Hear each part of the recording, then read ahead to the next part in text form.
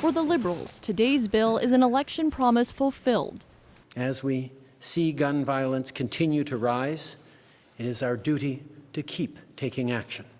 The legislation would increase penalties for gun smuggling and trafficking, introduce a red flag law so individuals considered a threat to themselves or others surrender firearms to police, and implement a national freeze on the sale, importation, and transfer of handguns.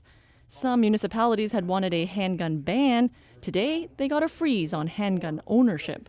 In many discussions with those municipalities, it became clear that they didn't feel like they had the ability or the tools to do that. But we made a commitment to Canadians that we were going to take real, concrete steps to strengthen gun control. Natalie Provost is a survivor of the 1989 Polytechnique shooting. She applauds the move toward a federal freeze. We will have the same legislation for all Canadians. So I'm very happy for this very good first step today. But this Edmonton gun store owner says the handgun freeze goes too far and will affect his livelihood. That's about 40 to 60% of my business. So now I have to figure out if that is lost revenue.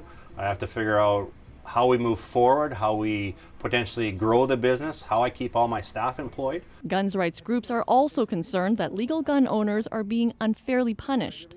You're assuming that stopping the legitimate lawful use of the handgun sports in some way is going to reduce crime and violence, because every credible expert on this topic knows it's not.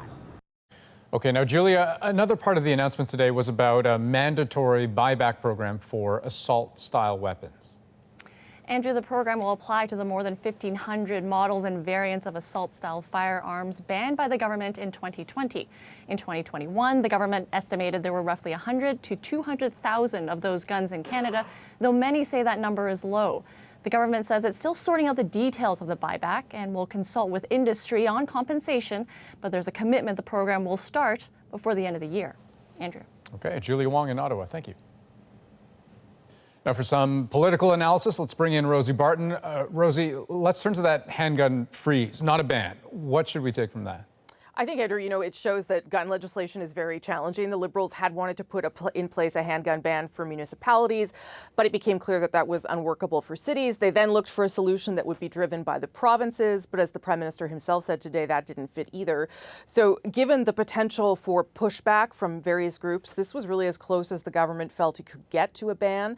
But a cap on the number of legal handguns is not a ban, which is what they had promised. It was likely the easiest way, though, to make this work politically across the country. Right, and what did you make of the timing of this legislation? Listen, they had a piece of legislation similar to this before the election that died, so this was going to happen, but it was accelerated because of the mass shootings in the United States. The government wants to show it is acting aggressively on guns, but there is also some political opportunity here. The Prime Minister says he wants to get this done quickly, hopes other parties will fast track it too. We know Conservatives are very concerned about protecting the rights of legal gun owners in this country, but even here in Canada, the recent shootings in the U.S. will make it more challenging for any party to take issue with some of these measures. Rosemary Barton in Ottawa, thank you.